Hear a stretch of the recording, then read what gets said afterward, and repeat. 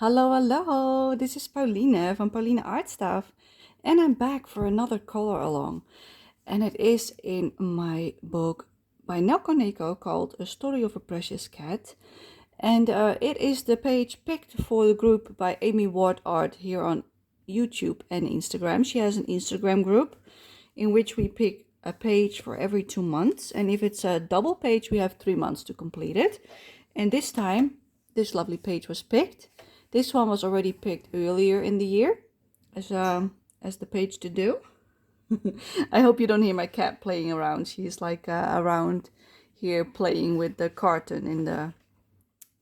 Yeah, let's just ignore her. So I'm gonna color this one today with you, and we're gonna start with the watercolor. So I've got my brushes. These are brushes by, let me do it like this, by Craftamo. It's a collaboration. Like, they usually do collaborations with artists, and then the artists can pick their favorite brushes that they like to use and the color and blah blah blah.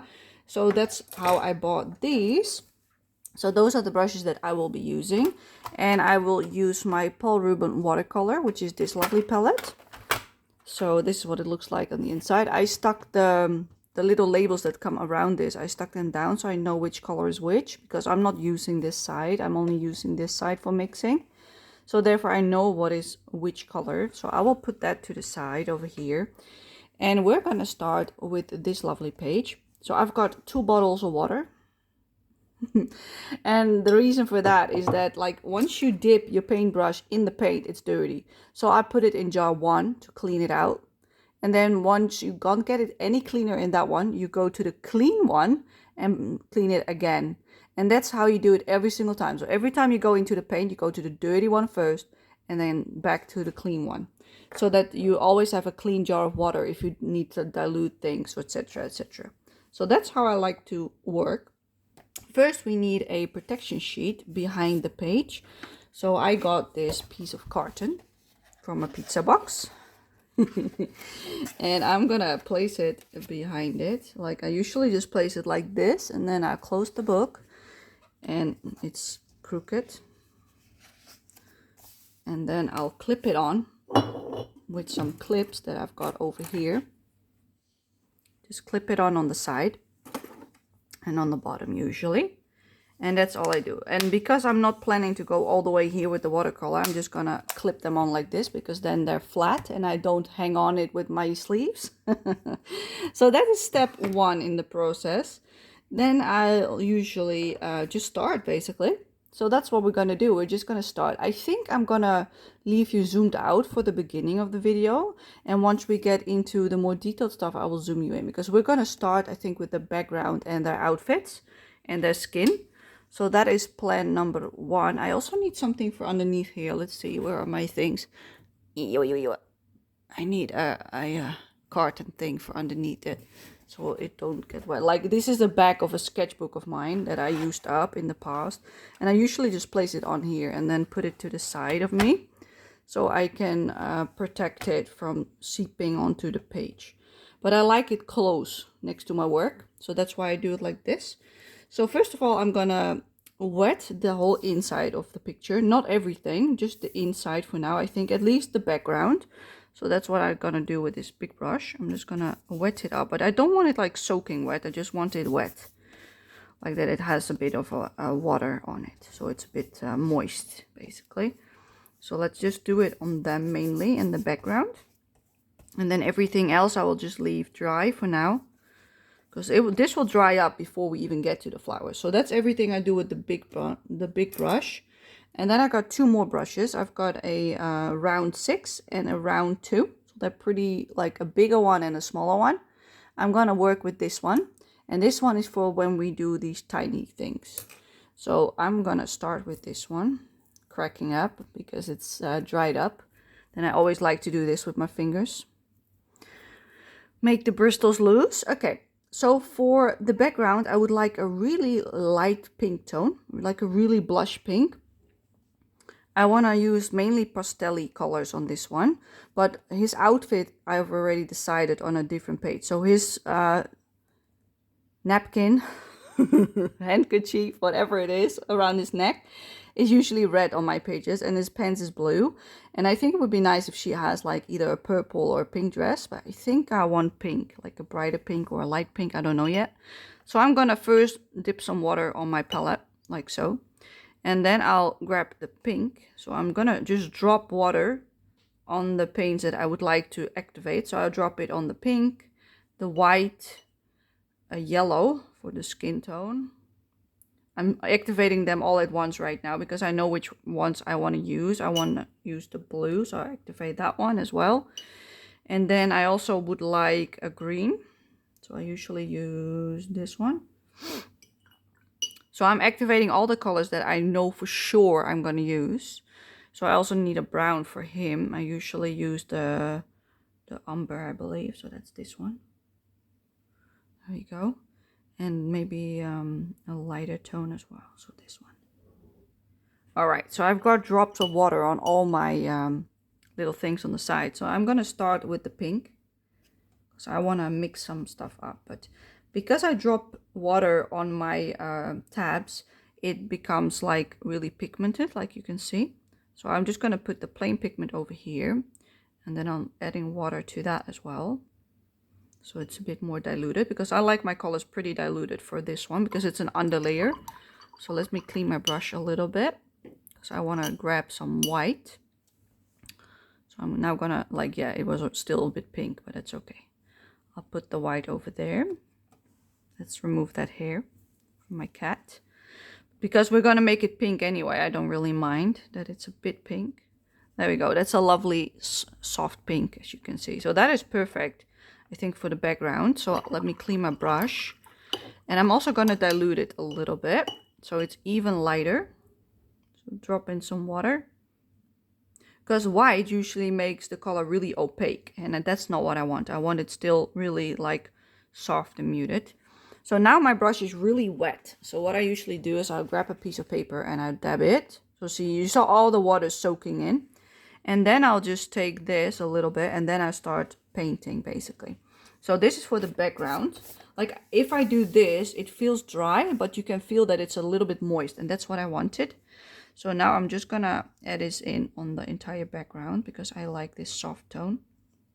So now we're gonna fill up the entire background with this. That's probably all we're gonna do for the background. So I don't want to do too much. A little bit behind the leaves as well. There we go. So yeah, I hope you are having a lovely day. I am most certainly having a lovely day. It is, the sun is shining outside. It is not like the warmest, but it's also not as cold anymore as it was like in the previous weeks. So it's really nice to go out. But of course I'm not outside because I'm here with you painting because I felt like doing that. And I already have to go out tomorrow for groceries. So I was like, well, let's do some coloring today with my watercolor so I can record in peace and quiet. Because like I already have some appointments later down in the week. And tomorrow I need to do groceries. So I was like, this is probably my only chance to record something for the coming few days. Because tomorrow it's not going to happen because I will be tired from grocery shopping. Wednesday I would like to spend some time with my sister. And then Thursday, I've got my physiotherapy appointment, which is always really tiring for me. So I can't do anything on that day either. So those are already a few days gone from the week. So I was like, if I want to do that sooner than later, then maybe I should at least do the watercolor base today. And then I could do like the pencils, say in the weekend or something, you know, like when we're already... Today it is actually Monday. It is the 2nd of March, I believe. Yes, it's still early on in the month. So I wanted to start early this time around. I already have some films going up earlier in the month of stuff that I've recorded before today, like in February and January even.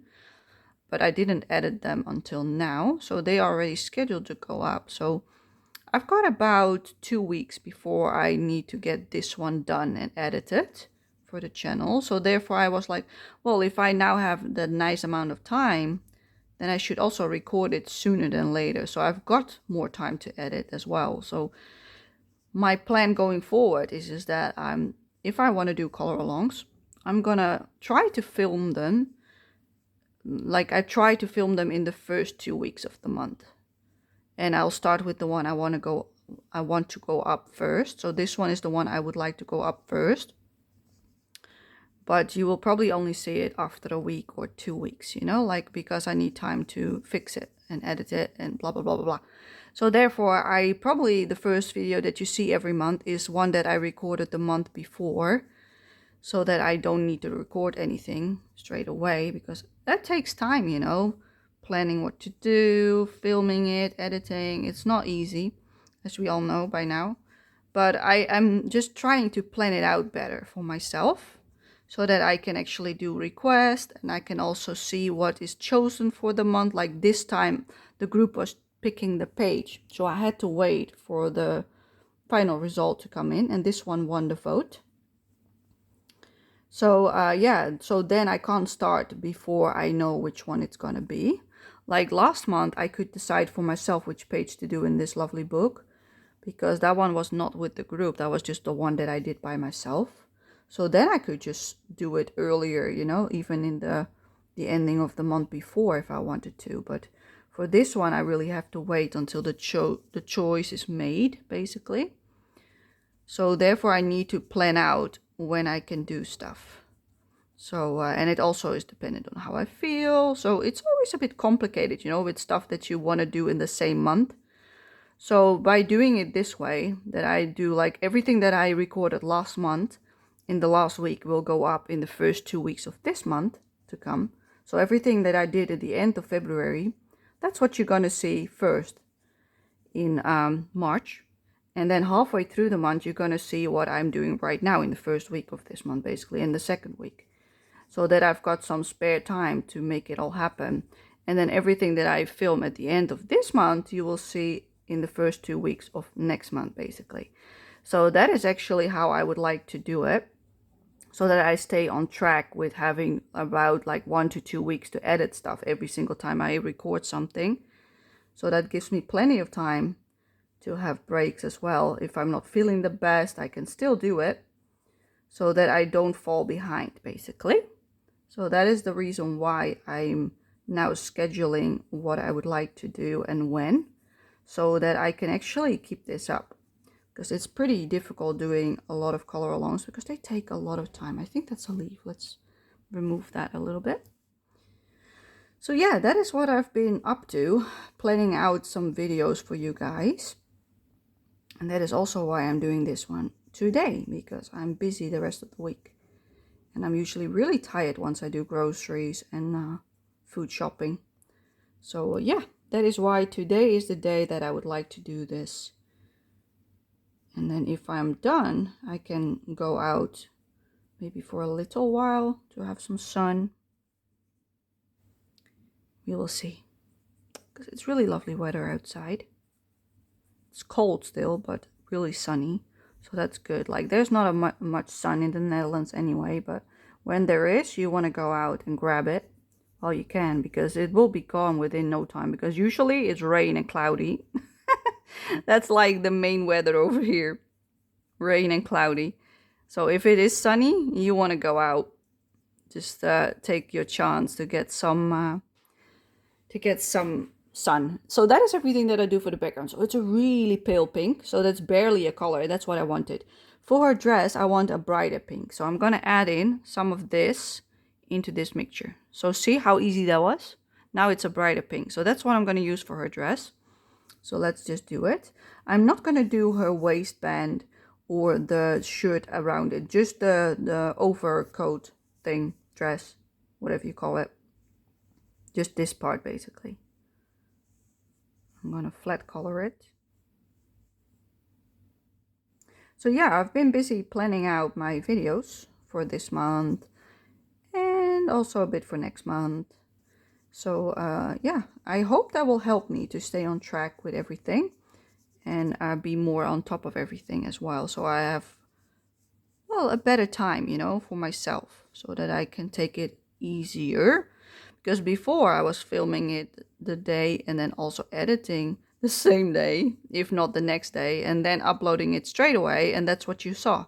That's how I used to do it. That was not smart, let's just say it like that, because that is a lot of effort all in one go, and I was exhausted afterwards. So I was like, yeah, maybe not like that, Pauline. Maybe you should change it up. So that's why I came up with this schedule of mine, that I would like to record almost every color along that I want to go up in the month, in the first 2 weeks of the month, so that hopefully I'll then have the rest of the month to just enjoy my own coloring as well, but also being able to edit everything that I've filmed. It doesn't mean that I won't film anything at the end of the month, but it will not be the color alongs that I promised. The promised ones, the request, I will already have done by then. So I think this is about the amount that I would like covered with this color. And then her waistband and the rest of her outfit, I think I want a creamy tone. So what I will do now is I will clean my brush a little bit. And we're going to take some of the yellow, what's the name of this one? The pale, I don't know, Naples Yellow Light or something. I think that's something like it, like Naples Yellow Light, I think the name is. I always use this one. It will be on the screen, people, because right now I'm not looking at the numbers. I'm just trying to color. So I'm going to add that to the pink. And then we get this creamy salmony tone, but it's a bit too much yellow. It's not enough yellow now. I need the right mix to have a salmony color. Yeah, this is perfect. Maybe it's still a little bit too yellow, but it's salmony. A little bit of pink, not too much. Yeah, salmony. That is usually the color that I use for the skin, for the girls. And then I add some white in. So let's do that. And then it becomes like this pale peachy tone. And that's what I use for the skin of the girl. So let's do that.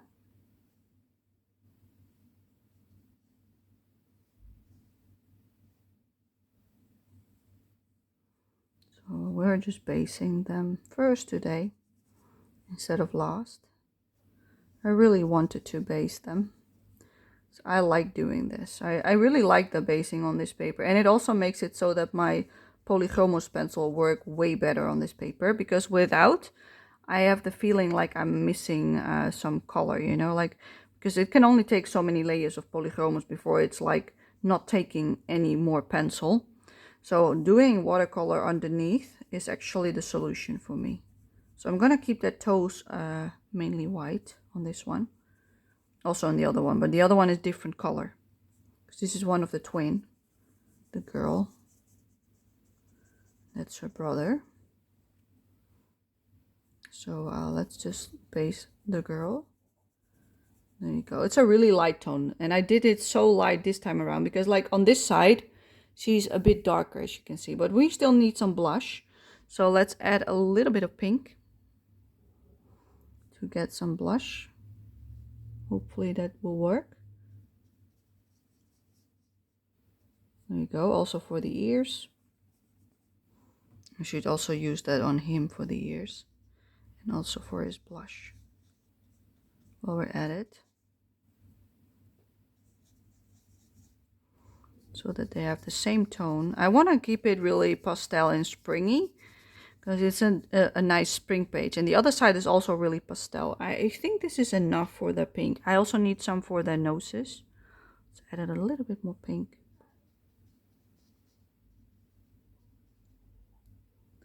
I have a visitor. My mom is coming. So I'm going to pause you. And we're going to be right back. Alrighty, and I'm back. That was my mom. She came to pick up some vitamins for my grandmother. I also got the same ones, like these ones. I need a highly dose of vitamin D because I got a chronic, how do you call it, deficiency, basically. So I need to take a tablet every week of a high dose. So she picked up one for my grandmother as well. She also needs the same stuff, so that's handy. We can order together. So last time we did, well, where I left off, I should say, because that's only like a second ago, was the pink ears and cheeks. But I think that his ears are a bit too light, so I'm gonna make this wet again, and I'm just gonna make some more. Let's take some water. And let's do his ears one more time. A little bit darker this time. Let's continue where we left off because we are nowhere near done. We just started. Okay, let's also make his cheek a little bit darker. Because he's going to be a darker color than her, so he also needs a little bit more color. So does she. Just a tiny smidge more. Alright, so I did the noses. I also should do the inside of the mouth with the same color. And then we're gonna do his fur and his outfit as well. There we go. Clean the brush. I'm gonna leave all of this for the flowers that we're gonna do later down the line. Did I also activate a green? Not for the pastel one. Okay, let me also drip some water on the greens then, because I will need that as well later down the line. Okay, there we go. We're gonna first do his skin. So I'm gonna pick out, let's see, this one, C255, which is, I think, Naples yellow, I believe. So that's usually the color that I pick, is this one. So let's put that in that water over there. That is like the base color usually for him. And then I usually also use a brown, which I already have activated, which is the umber, the A334. Well, I'm going to put it next to it, as you can see, with some water. So that's a darker tone. And then I will also grab some real brown, which is usually the burnt brown, I think. Or did I use the other one? I'll do the burnt brown this time around, which is A336. I'm also going to grab some of that on my palette. I'm going to place it here. I'm not sure if that's the right tone that I would like. This is not the right tone. It's not the warm one, but maybe it can work anyway. It doesn't matter. Okay, let's take some of the Naples yellow together with the umber and mix it about so it's a bit darker, and we're going to use that as the base of skin. His left ear is brown, and then everything else is like this orangey tone, just like what we had over there. So let's give him some color. I should also dilute it a little bit as well.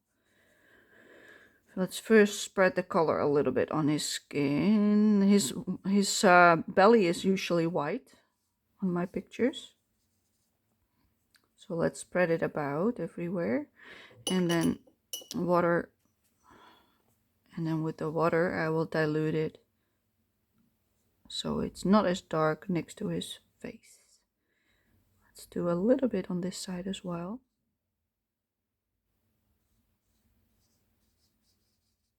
And then we will need the brown on the left side.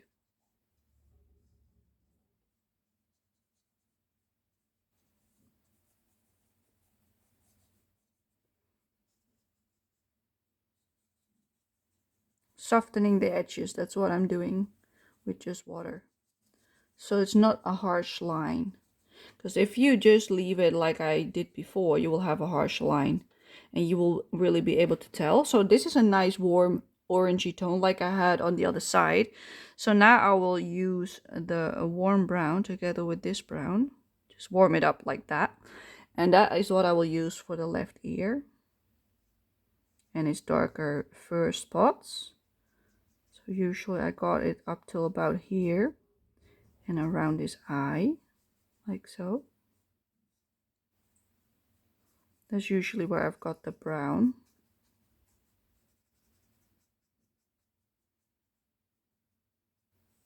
Like so. And then he also has some underneath his chin. Just a smidge. Yeah, I don't have enough. Let's take a little bit more.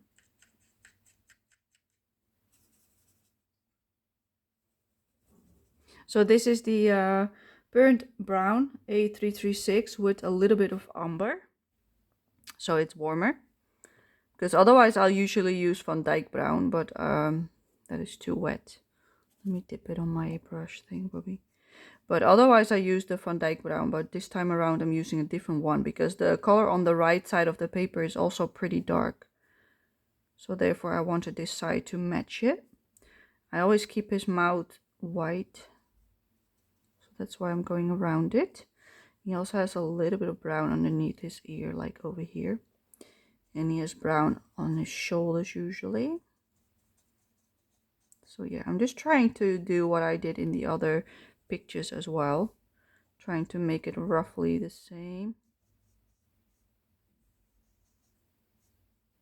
We will go back in with the pencils anyway next time around, when we work on this a little bit more. But for now, we're just doing a base layer of where we want the colors to be. So that is what we are doing right now. And he also has some darker brown on top of his feet. The other one you cannot see, so I'll not touch that one anyway. So this is it for the brown tone. Let's clean my brush. I think I also want some of the brown on the ropes. So let's do that with the same brown. And I shouldn't, oh, I forgot some pink. We should do that later as well then. I forgot a part of the background. It's fine. Okay, let's do the wire of the swing. Yeah. Let's go. Just flat color on the strings of the swing. Yeah, my mom was babysitting my sister's daughter. And she came with, but she had what do you call it, chicken pox? Yeah, the chicken pox, that's what she had. So she had all these marks on her face, poor thing. But I think she already felt much better, but she was complaining about a sore butt because of all the little spots on her butt. I was like, oh, I always find it so like, what do you call it? Sad for the little ones when they're not feeling well. But luckily she's already getting better. But apparently her father has not had the chickenpox when he was young. So he could get it, but also the husband of my older sister also didn't have the chickenpox apparently. So they could both get it. So I hope they don't. Let's hope they don't. Because they all went for pizza at my mom's place yesterday evening. So yeah, they've been in contact with each other. So let's hope they won't get any of it. But yeah, it's always a matter of time to see if they did get it or not. Okay, I'm also going to do the side of the swing with the same color. And then the top of the swing, I would like a lighter brown. On the sides, I would like a darker tone. I might go over it with a warmer tone anyway, but that is for the next layer. So there we go, a little bit of color on there. Then we're going to do that pink. So I'm just going to grab some white. Put it there, a little bit of that. Dilute it. And there we have it. Perfect. It's going to probably be too wet. Okay.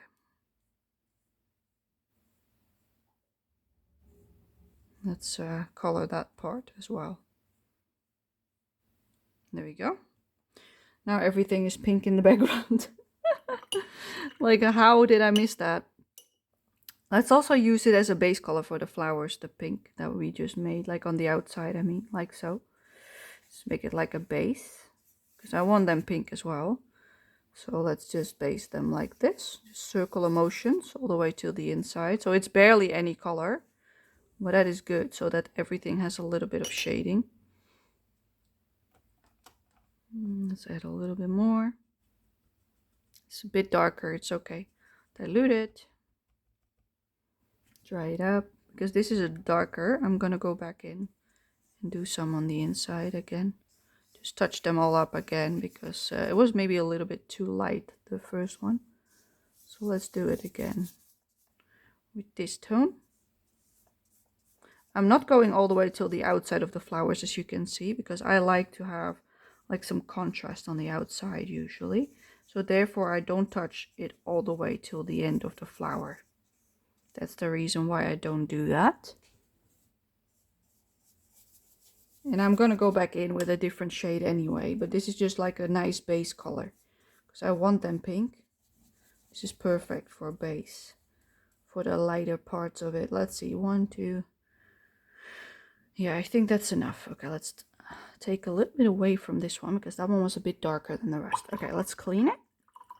And then we're gonna do his handkerchief around his neck. So I want a red tone, and I'm gonna go for Chinese red, D215. I'm just gonna place it there. Add some water. So I don't want it too dark, but we do want some color, of course. So he always has this red on his handkerchief. So that's what we're gonna do today.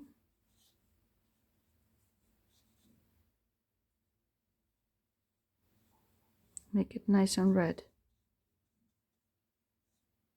Really sticks out, but it's fine. I want to be similar with the outfits on the character page, so therefore it needs to be red. Let's take away the extra water, because otherwise you get some ugly splotchiness. There we go. That is that one done. I don't want to do too much more. I do think I'm going to add a little bit into their mouths with this red tone, because I think it's a bit too light otherwise. There we go. Very nice. Then we need some blue for his pants. So I've wetted up the cobalt blue, E290. So that's the one I've activated. This one over here. Let's grab a little bit more. And then add some water to it. This is way too bright for my liking. So what I will do is I will add some white to make it more of a pastel-y tone. Like so. It's perfect. Maybe it needs a little bit darker usually, but let's add in a little bit more cobalt blue. Let's first clean the brush, so I don't want to contaminate my my water palette, color palette. There we go. A little bit more. This is perfect. This is exactly what I want. So a little bit more water, so that it stays pastel enough to use. And let's go. So dab it on my tissue, and then we can go. So let's just use it as a flat color first. Yeah, perfect shade. Still pastel-y, but close enough to the original that I did on the character page. That's what I wanted. I wanted a similar shade for it. So that's good. And any more darkness I can add with the pencils. Nice summery, springy, pastel-y colors. This time around. Just like the page next to it. That's why I want similar tones on both sides, because I like them to be roughly the same underneath each other. So if the right one has certain colors, I would love to bring them back in the other side as well. So that's why I'm picking these specific shades, because I also have this specific shade of blue on the other page for this little fella. So therefore I picked the same ones. That's something I like to do, to make them cohesive amongst each other. He usually has green eyes, and she can have either green or purple eyes. So I think she will get purple eyes this time around. But I'm thinking if I can use the blue anywhere else. I don't think so, because everything on the paper is like a different shade. Like these little berries, we can either make them blue, like him, like that. Or we can make them red or purple even. Like all of them are in nature, basically. When you have like little berries, they're either red, purple, or blue usually. And some are even yellow or orange.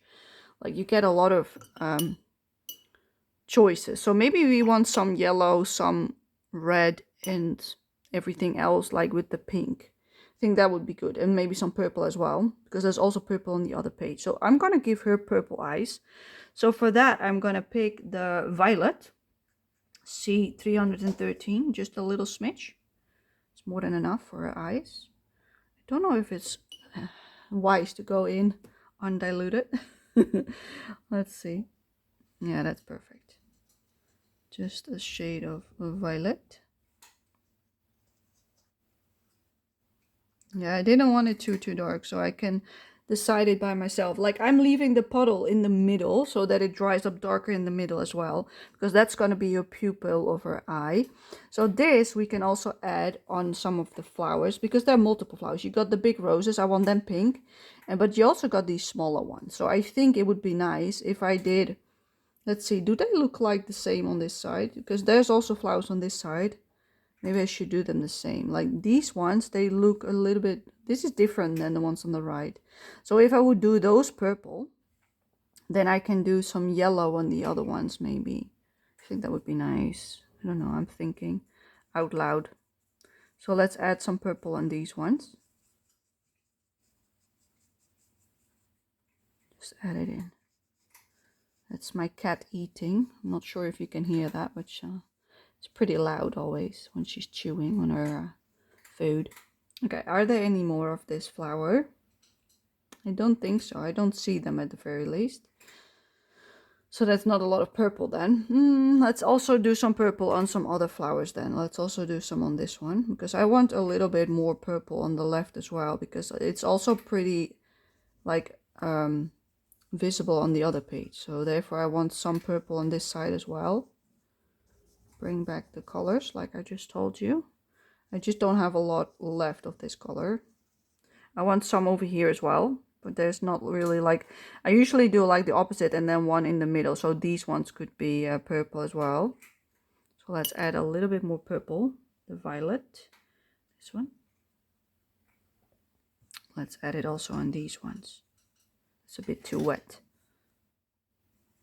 There we go. There's a hair. I can see it by the way it was spreading.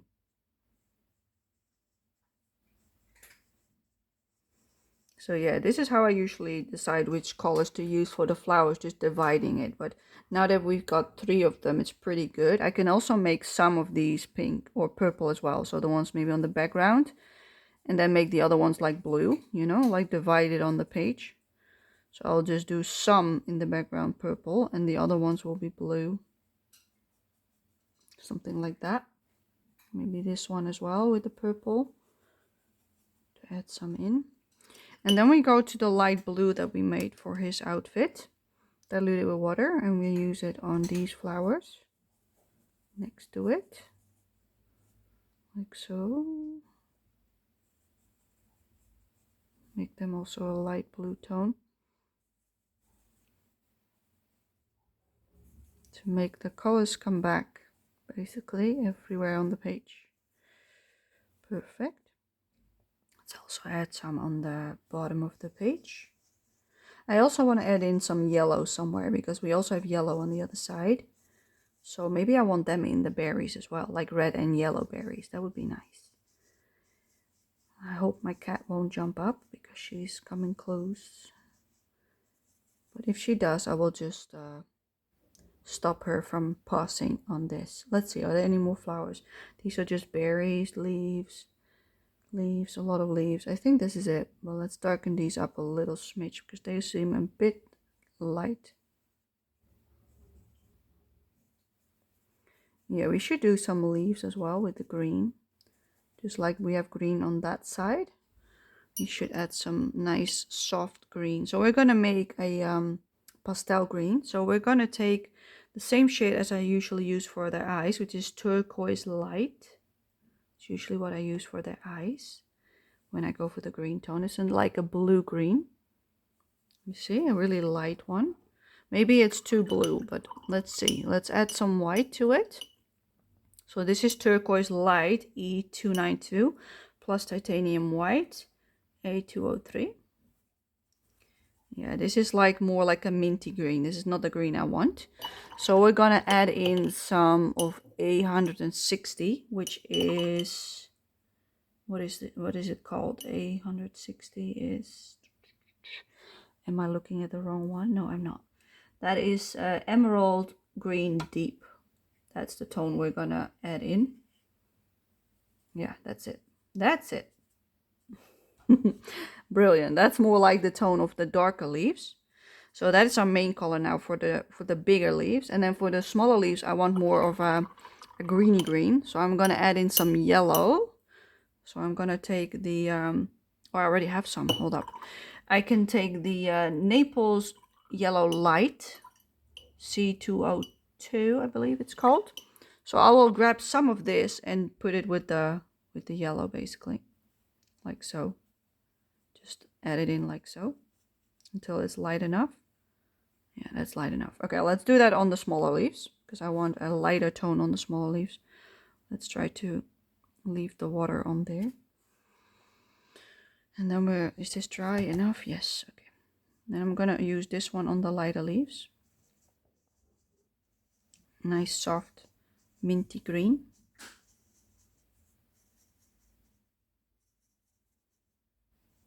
We'll go back in with the pencils anyway next time around. But these are the bigger leaves. I want them with a darker shade. So I'm just looking where the small ones are because they should be this color.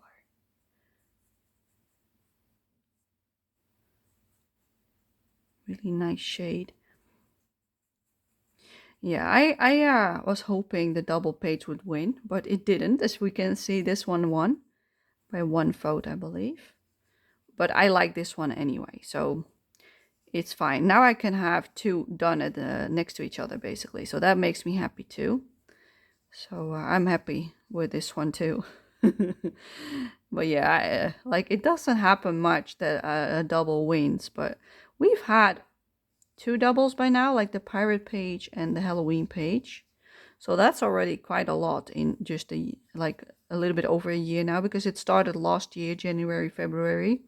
2 doubles in a whole year, that's pretty good in my opinion. So if we do 2 doubles this year, it would be really good as well in my opinion. So yeah, let's hope it will happen at some point throughout this year. But yeah, two in a whole year, that's pretty good. Especially if you take 3 months for each, that's already half the year gone, you know what I mean?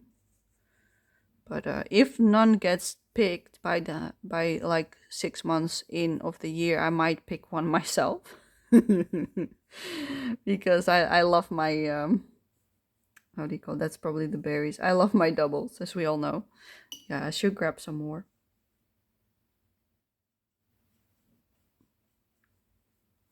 So yeah, because I love my double spreads, I really would like to do once and so often. So if none is picked by halfway through the year, I might pick one myself to do. And that's fine too, you know. It's nobody's saying that we cannot do that. Like you can do whatever you want to. It's just like a nice chill group that if you don't want to decide for yourself, that you can just follow along with if you feel like it. It's not like you have to do what we're saying. No, we don't. You could even just do one of the other picks as well if you prefer that. But I like to do what the group does. And then for the other month, I usually pick for myself because I would like to do one each month instead of one every 2 months. So I always have to pick something myself, which is fine. But I like it that one of them is already decided by the group so that I don't have to pick everything myself. Because making choices can be tiring as well at some point. Okay, let's see. Is there any more? There's some here. Almost there for the smaller leaves. So yeah, I keep the basing really simple. Usually just flat shading. Or flat coloring, I mean. Not shading. Flat coloring. And sometimes I do some shading, like on their clothes. But this time I didn't do that either. Like, I think these are all the small leaves. So there's nice, soft green. And then we're going to use the darker one, which is this one. Which is the, what was this? Turquoise light. E292 plus emerald green dark.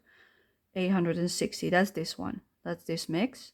So then you get this, basically, with some white as well, I think. So that is what we are using for the bigger leaves. So I'm going to start with this one because that one is still wet. This is also really wet. Let me dry up my brush. So I want it less wet. So we're going to use the darker tone for these bigger leaves. Really nice turquoisey green as well. I love it. I want to keep it to these greens, but you could also go for grass green. But because I use this on the other page, I'm going for these tones instead of the grassy greens. Like maybe on a different spread, I will go for the more like green instead of turquoise green. But this usually, a turquoise green looks really good with pastels. That's why I chose this one probably on the other side. Plus, I like my turquoise green. I'm not really a huge fan of the normal greens. I use them when I've got a landscape, but I prefer this one over the other one. This type of green is my favorite to use. So that's probably also why I'm leaning more towards this one than the grassy green, which can be pretty too, but it's just not my color. It really isn't. But you can't really avoid them with landscapes, so I'll have to deal with them anyway. But if I can add colors, I will. Like other than green, I mean. I'll take any chance to not have to use green, basically. That's just the way I am. There we go, that's that one done. Let's see, there's one more over here. They're beautiful and big leaves, these ones. There we go, and one more, two more actually over here. Three even. So yeah, this one is a lot simpler than the other pages that we have done lately. Well, maybe not simple is in the fact that there's a lot going on with the leaves and such, but simpler in the sense that it doesn't take that much time. Like the last one with the bed, the cozy reading, cozy bedtime story, it was also pretty like easy by just the bigger spots, but then you get the intricacy of the blanket. That was like the difficult part of that one. And in this one, it's the flowers, definitely the flowers. So that is all of that. And now his eyes should also be this shade actually, so we can do his eyes as well. I was thinking like there was something else I wanted to do. Already forgotten what it was. Let's drop in a little bit in the middle. If you do it like this, it will dry up in a circle as well, so that you get like the darkness for the eye more naturally as well. So that is it for the green. So now I would like to do some yellow. So I'm first going to do, I think, the swing, because I want a warm brown. So we got this brown. So let's put it there. Because this yellowy, orangey tone is actually pretty for the swing, but I want it a little bit darker. Let's also add in some of that brown. Let's take some Van Dyke brown. So that is A339, because I want more of a normal warm brown, like a normal brown tone instead of like this orangey stuff. Let's see this one. Just a little smidge. So let's mix it in. Let's just add in bit by bit. Yeah, now we get a really nice warm brown as well. So let's do the side of the swing once more, because this is a lot darker.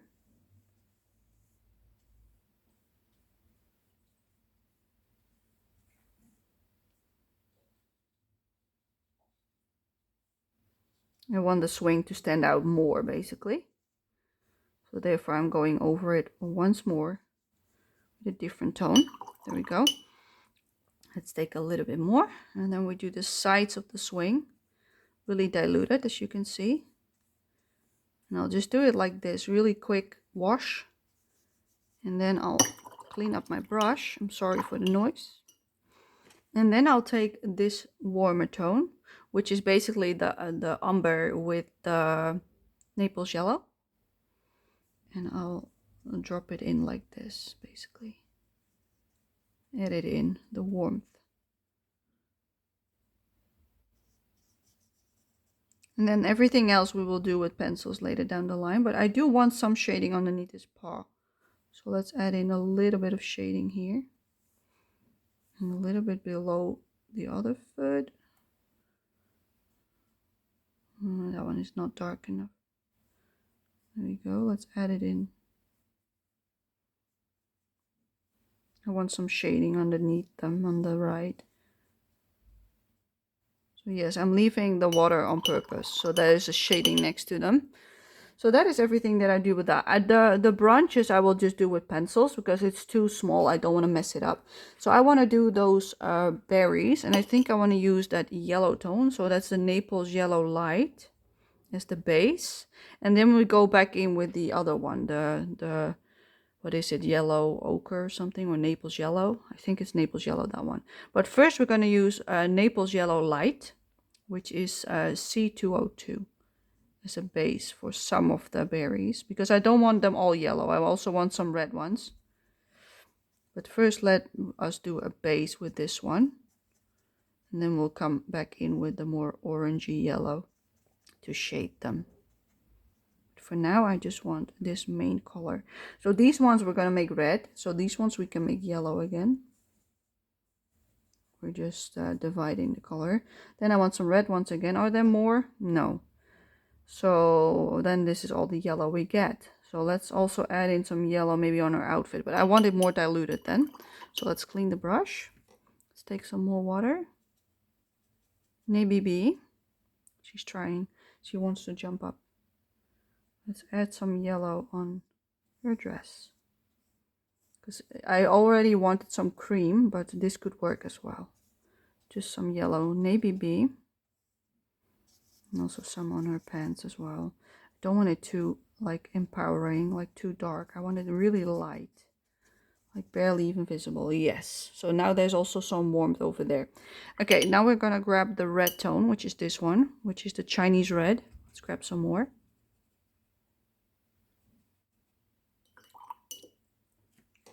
Let's use that on the other berries.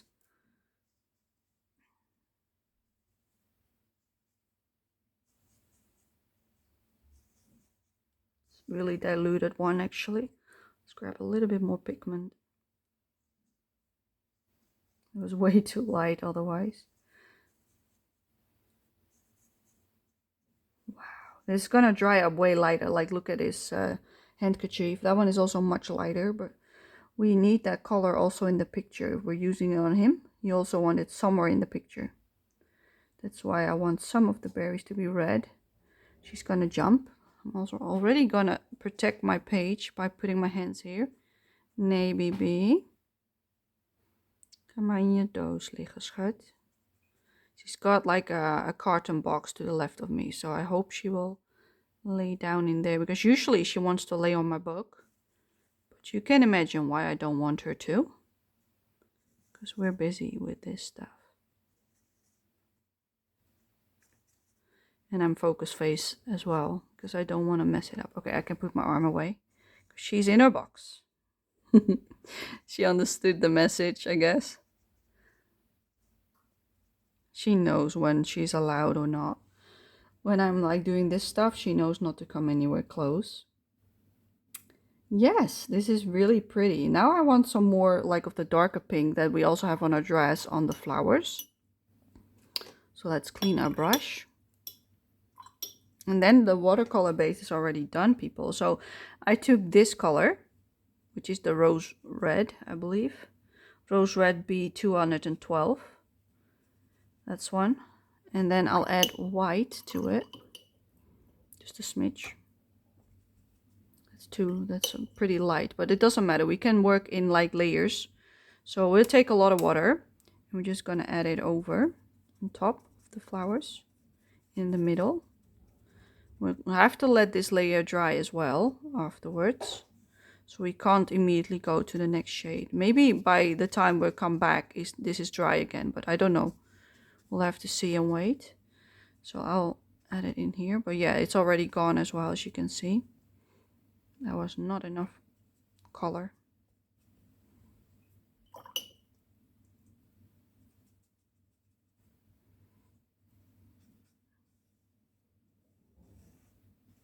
Let's use a lot more color. I'm trying to add it mostly on the inner part of the flower. This is not dark enough. Come on, use more color, Pauline. Don't be afraid. There we go. This big one. Stay away from the red, because if you touch it, it will bleed into each other, and we don't want that to happen. So try to stay away from it. So be careful. And then the last one. Let's use this one just in case. There we go. I'm not trying to be precise, as you can see. Just make it really diluted. That's the trick. Make it diluted. So we're going to let those dry. And now that those are drying, we can still see that these are wet as well. So I'll probably have to wait a little while longer. But I want to do some more shading on her outfit anyway. So I'm going to use the pinky tone again. But really dilute it. And just use it on the right side of her pants. Just this side, basically. And a little bit inside the pleats of her dress as well. It will mix itself with the yellow that we placed already. But I will create some more shading, like really light shading that is, which is pretty. Because yellow and pink go really well together when shading stuff. They will blend into this warm, brown, not brown, orangey tone usually, which is really pretty.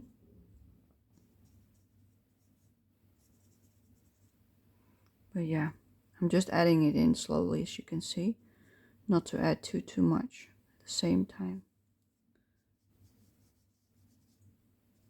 Because it dries up lighter always, basically, always lighter than when you apply. But therefore we use it really diluted so that you always know for sure that it's not too dark. Because you get too dark really quick. And we want to keep it pastel.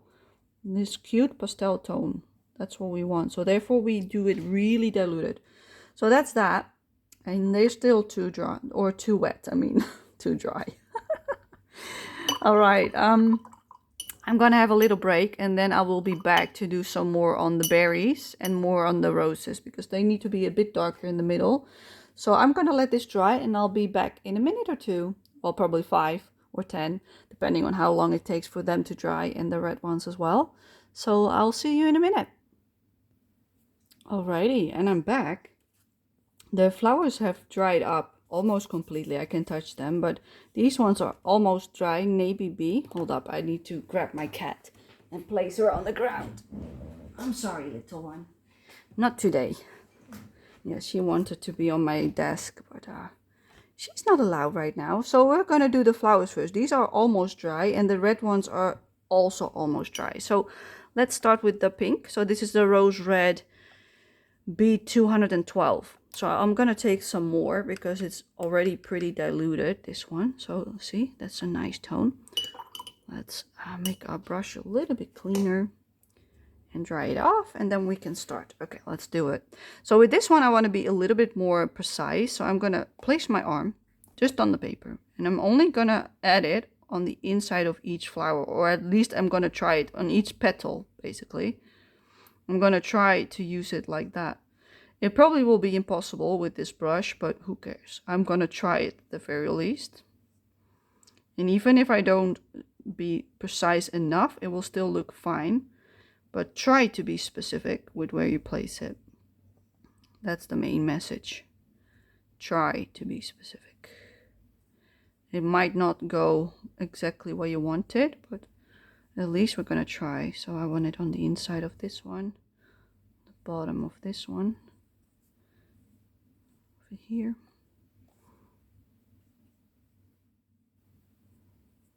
like as a shading from like the contour of the object basically, and on the inside of the flower I want some as well.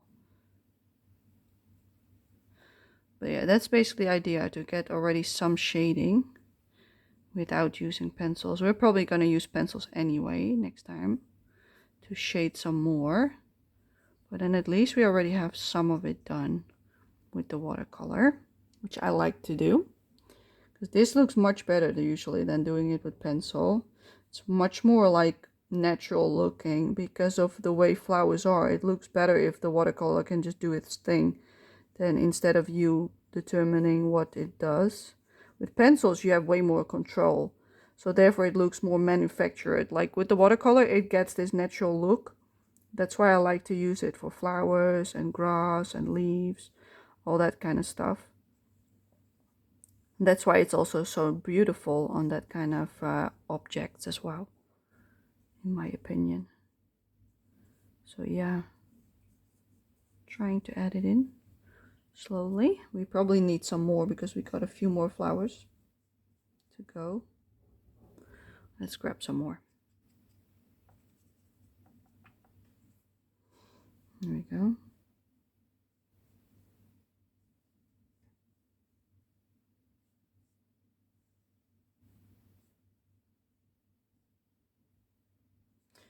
So yeah, that's the last step for the flowers. And then we're gonna add some more stuff on the berries after this. And then we're done with the watercolor for today. And then next time we're gonna grab our pencils again. My adorable pencils. I love them. And we're gonna finish this one up. It won't be too much with the pencils because we're gonna keep it pretty light. There's a hair or somewhere over there. I felt it last time too, but I thought it was on the brush, but it's on the paper. Probably left it by there by accident last time I came around with the brush. What are all these people doing today? They're making noises outside. All kinds of noises today. Probably cleaning out the carpet in front, like what they put where they wipe off their shoes, probably. That's what it sounds like what they're doing. Smacking something. All right, I think we have succeeded for the flowers. They are now roughly the same tint as the girl. What you could also do on the girl is do something like this on every one of the pleats of the dress next to it, but only if you want to. It's not necessary, but I like adding some shading on the side already. And otherwise you can do that with the pencils afterwards. There we go.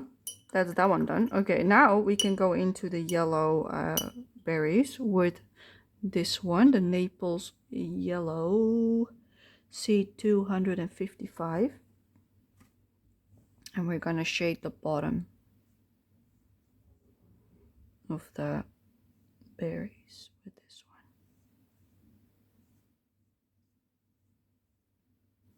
That's how we do it. That's probably all the color they will get. Even with the pencils, we're probably not going to go back in. This is everything they get. We might do a little bit on the leaves when we get back with the pencils, but maybe not, depending on what it looks like when this is all dried up and we add in the pencil. If it needs it, we might, but if they don't need it, then I will not do that at all. Oh my god. Itchy nose. Okay, that is everything for those. And then I don't know if I want any shading on the red ones. I don't think so. So do I want to add anything else? Maybe not. I think this is enough for today. So we're gonna leave it at this. So this is everything that I wanted to do because the red is already like quite bold by itself. I don't want to add into too much. So I think this is more than enough. And the branches I will do with pencils next time. So I think that's everything. Like on the other page, I'm not sure if you can see. Oh, I'm sorry about that. There's this purple flower over here with yellow in the middle, and these are purple. So I might want to add in some of the yellow in the middle for these things. So I can use this Naples yellow again and then just do like dotting effects on it, like so. Roughly dotting it about. So it gives the illusion that it has some yellow on top. It will always dry lighter anyway, so it's not like that bad if you go over lines and such. So like this. That's what I meant. And I also did that with the blue ones as well. So I want these hearts all yellow as well. That's why it's good to compare with the other page to see what you've done there so that you get the same vibe on both sides. So I also should that do here. Like it's not a big thing to do, but it makes the same look then on both sides, which is what I want. So therefore it's nice to have a bit of a comparison once you think you finished. So now I think I'm finished for today. There we go. So yeah, that is everything for today. Nice and simple, I hope. I hope it was simple for you guys. Like he definitely needs some more color next time around with the pencils, but that is okay. I can live with that. So at least they've got a nice base to work with. And next time we're going to take the polychromos, which I probably will just stick on to this section because I like to keep it all in one color along episode if it's just a single page. So that's what I'm trying to do. So you will probably see the clip from the colored pencils right now. And we're back for the pencil part of this color along in Nelco Neco, A Story of a Precious Cat. Last time we did the watercolor And today I would like to add some pencil shading. So these are the 2 pages. Like this is the one that we're working on. This is one that has been done earlier last year as one of the pages that was chosen. I actually did it myself in August, as you can see, but it was picked around springtime last year. But I only started joining the group later down the line. So I caught up basically. So this is the colors that I picked from my Polychromos set. So you can make a screenshot before we begin. So you can pick out your own colors.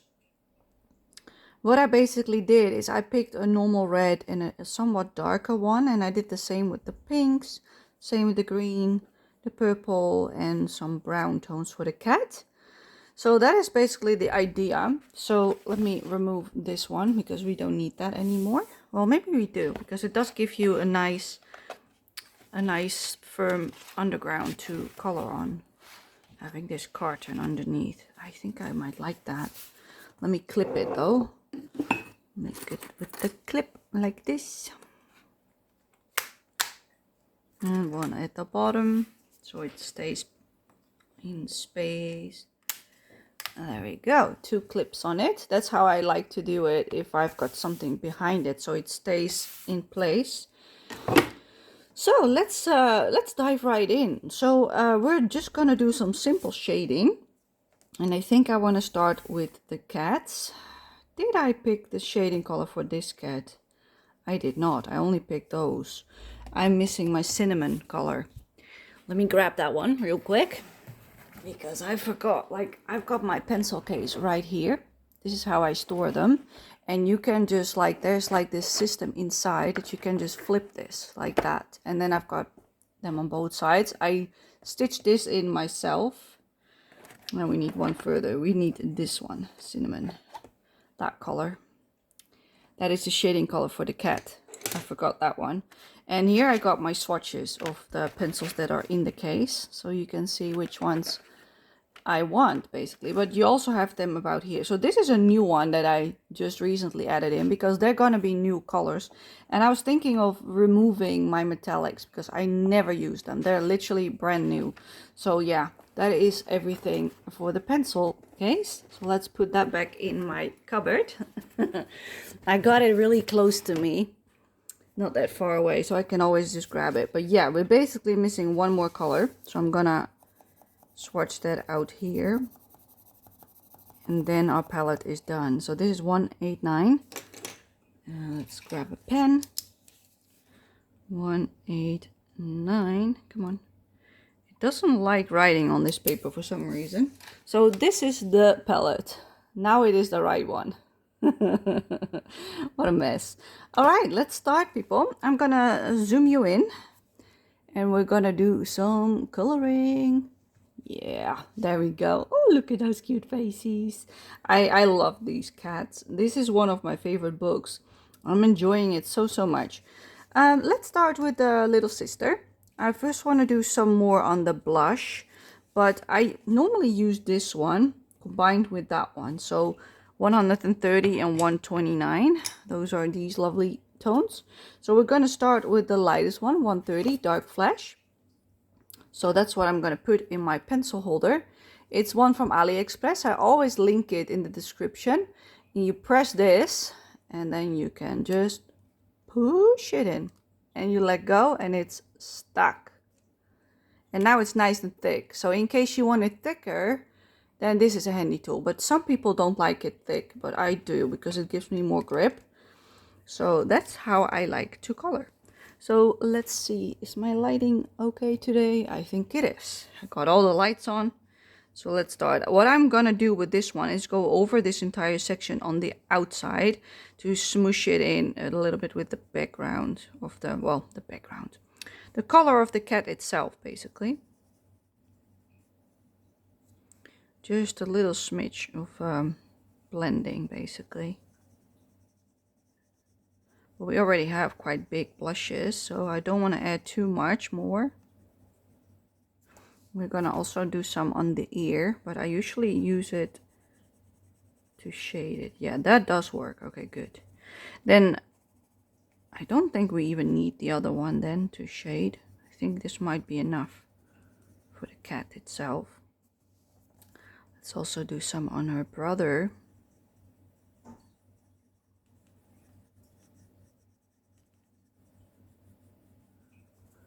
I'm keeping this light because I want the darkest tone there. So that is the choice I made. I like giving them these blushies. So cute. Little nosies. Maybe a little bit on his ear because it's still a bit light. In my opinion, it is too light.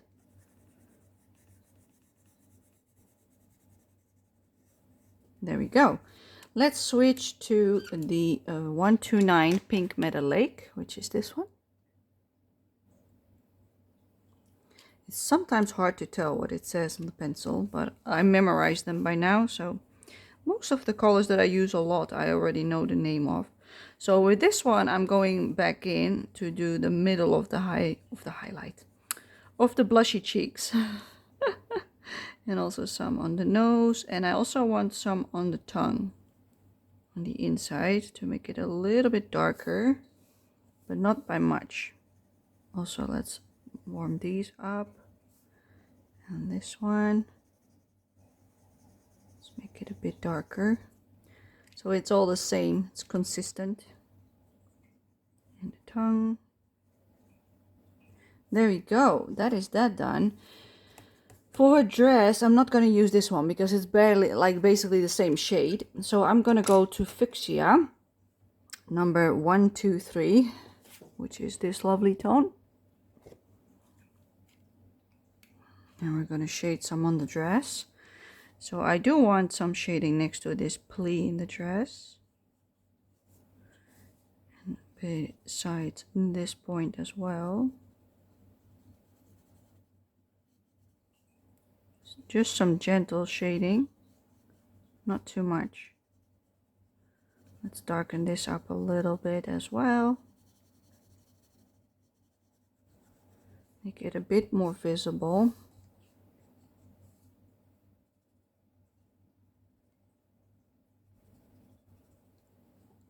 So I'm usually shading on one side of a plie, and this time I chose to the left of every plie. So that's what I'm trying to do, to shade on the left side of every little bit of fabric.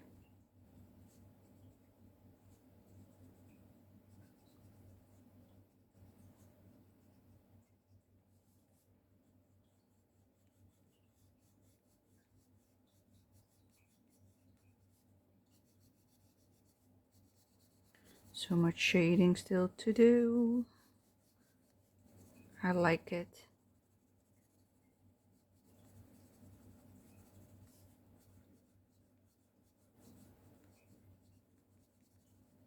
Such a cute page. This is perfect for spring.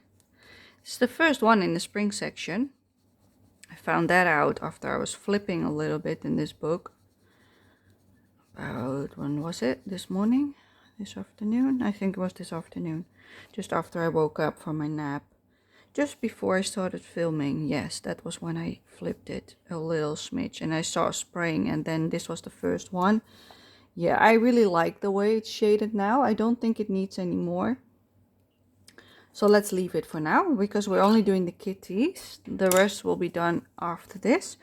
I want some more shading on her dress itself. So we can also use the cinnamon color, which is this one, 189 cinnamon. That's also the shading color for the kitty.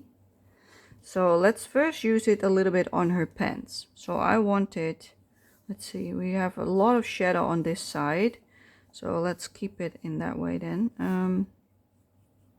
Let's add it in just tiny smidges here and there to accentuate the shape of the little pants. I don't want to add too much, you know, because I want to keep it light. Nice and airy and light.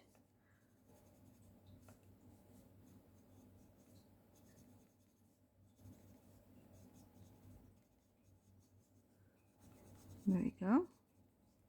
I think that's more than enough. I'm also going to add this same tone on the upper part of the dress.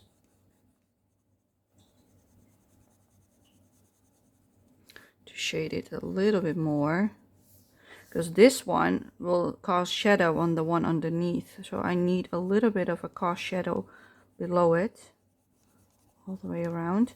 But this side of the dress I'm making darker, just like that part, so I'm gonna add this shading all the way down the side, all the way like so, to make it a bit darker.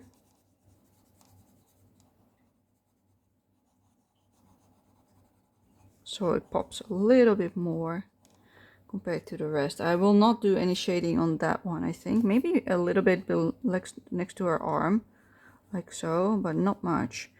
And the same with her waistband. I also want some shading on the side and lighter to the inside, like so. And I will do the same on her blouse she has underneath. Maybe a smidge on this side as well. And on the bottom of her other sleeve. Yes, I like that. Okay, let's also shade the kitty with this same tone. It's a bit same now, but that's just the way it goes.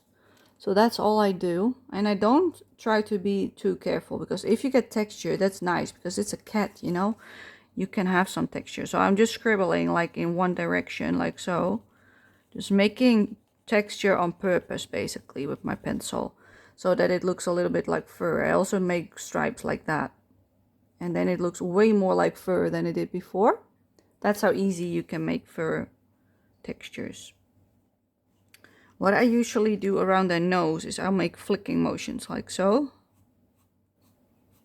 and then I'll color this little bit like that, a little bit more.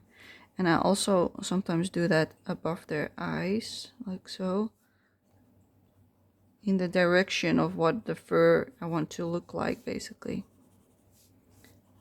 And that's basically it, how I like to shade them.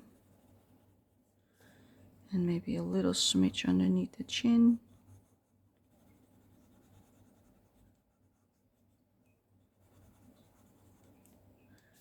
I like that as well. There we go. And then we have some paw over there, but I don't think it needs much. That is already enough. And then we have her feet. For the feet, I'm just gonna make stripes again, like so, all the way till this side. And I'll shade a little bit on the bottom of the foot, like so. So the reason why I do this whole section is because of all the shadow. This will overhang because the sun comes from the top, in my opinion. So there should be a lot of shadow underneath their pants, because the feet are hanging underneath it. There we go. That's everything we do on this little kitty. We need to do her eyes. So let's do that next. Let's put this away. We're gonna use this purple 160 manganese violet to shade her eyes. And how I do this is very simple. I draw in a circle in the middle on both eyes and I fill it in. And that's it. That's all we do. That's all I do on the cat's eye.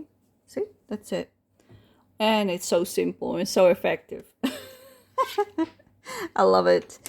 Let's also color some on her brother. So I'm first going to do his pen. So I'm going to grab the 145, which is a blue, light phthalo blue. So that is the one we're going to use for shading his pants. So we're going to do the same as his sister. The most shadow is on this side. So this side should be the darkest. So on the middle section, this pops forward. So that should be lighter. But this side should be dark again. Because it basically goes like whoop. And then again a little boop. So this part you want to darken up. This whole entire section up till here you want to darken up. And the same, like this is the side of this leg.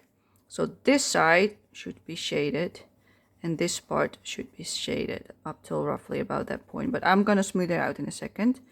And then for this pants part, leg, what do you want to call it, this other leg, we also shade the right side of the entire pants. Just this entire section all the way up till about here. And we also do that on his little bretelles, as I call it. A little bit below there.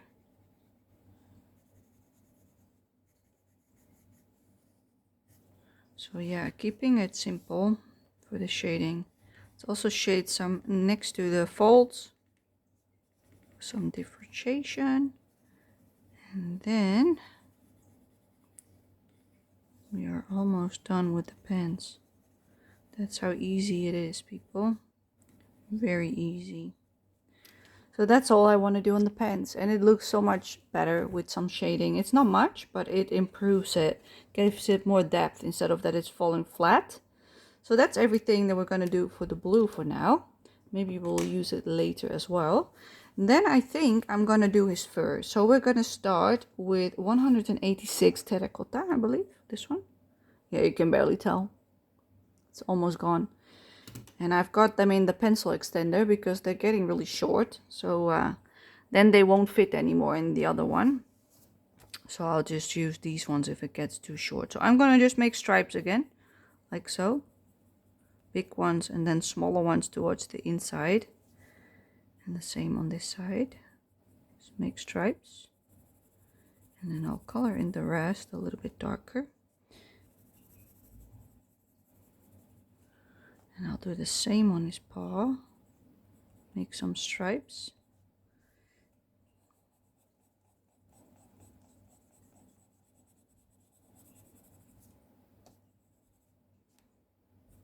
Let's see, how did I do it? I think I did it roughly like this.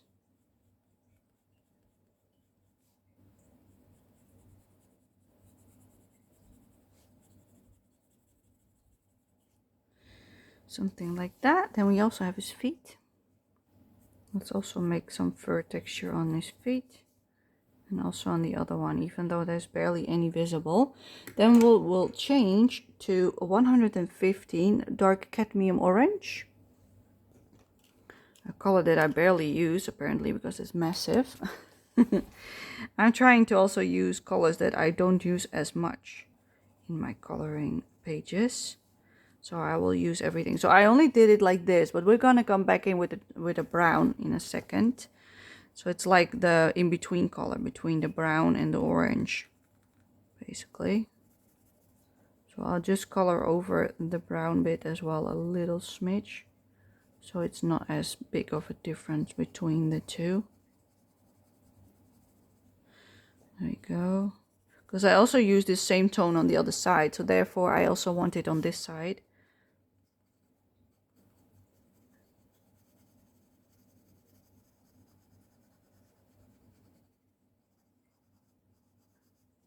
All right, and now we're going to switch to the 188 sanguine. And we're going to come back in with that one. Around the cheeks as well.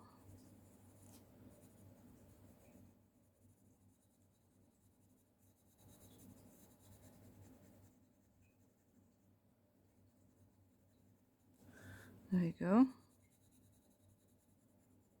Making the same texture.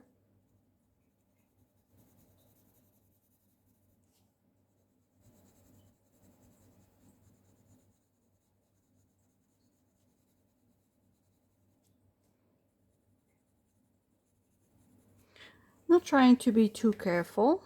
Just making it in the same direction as the other stuff that I did. And now I'm going to go to Burnt Sienna 283, which is the last shade that we usually did. But I also think we did the darker shade as well, but I don't know if we need it. But I got both also for the branches in the background. But I think this is already dark enough, you see? And now it just smoothly blends over in one to the other. And I also want to do that on his fur here. Make some strokes and then fill in the rest just flat color. But in that way you get the illusion of fur. That's how I want to say it. the illusion. Your eye will make it fur because there's strokes like this, so it looks a bit like fur. That's also why I make my strokes in the direction of the arm, so when it goes like this arm, I will go also in that direction. Or at least I'm trying to, but this part I want a lot darker, so I will fill it in. For this part I will actually make strokes like so. And I'll do the same on his face. Make some strokes. And hopefully it will work out.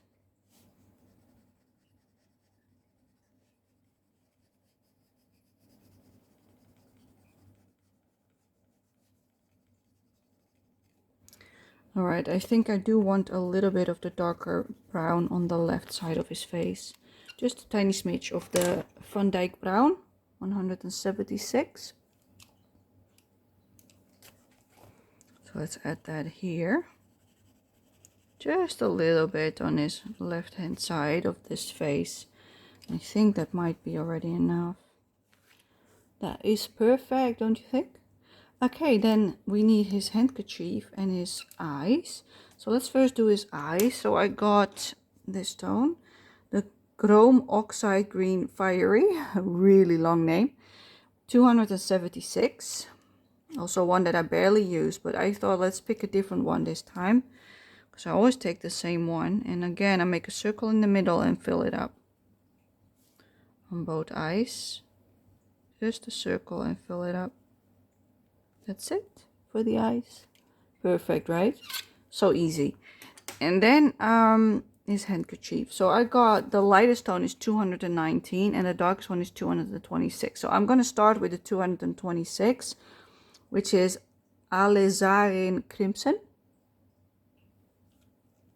Beautiful name. And I'm going to shade again the right side, just like we did with the other fabrics. So this section, like that part, should be a lot darker than on the left side of the outfit handkerchief thing. So I want my shadows to be on this side of the cloth. And also on next to the folds. And some underneath his chin. So that is the darkest tone that we have. And then I'm going to come back in with the lighter tone, which is 219 Deep Scarlet Red. It's also a different red than I normally use. For the same reason, I want to use up more. So I'm going to shade into the one that we just did. And I'm going to leave a little bit of what we did with the watercolor, for some contrast between the shades. So the tone from the watercolor is our like lightest shade actually. So we got a dark, a light, a medium and a light. I mean, that's what I want to say, because of the watercolor and the pencils combined. So that's how I will shade it. So now it actually looks like a red handkerchief, but you see how light I kept some of the next to the lines so that there's more depth. If you would color this all in the same shade, it will fall flat completely. Then it doesn't matter how much difference there is in between, then you need a lot more contrast between the shades. So then having two tones that are pretty similar is not going to cut it. You really need a different value then. But by doing it like this, you get away with it. So that is the kitties done. So now I want to do some on the swing. So I'm going to grab my 188 Sanguine, and I'm gonna do the one that he's holding. Basically it's gonna go all the way up till here. So I'm gonna do the right side of this one, just the right, not the entire one, just on the right, or trying to do it on the right. It can be a bit tough, so it's like warmer tone. That's what I want, so it fits in better with his fur. It's also pretty small, all of this. So even if I color all of it, it's fine. I just want this nice tone over it. And I also do that on the other side. We still got quite a bit of pencil work to do, because we need to do all those branches on the side as well. So yeah, we're not done just yet. We need a little bit more pencil work on this page, but it's looking good so far. You could even leave it with just the watercolor if you wanted to. Okay, so now we've got the swing, and as you can see, we already have some shading, but it's really light. So instead of going on with this one, I'm gonna go to the dark tone that I want to use, which is 176 Van Dyke Brown, which is this one.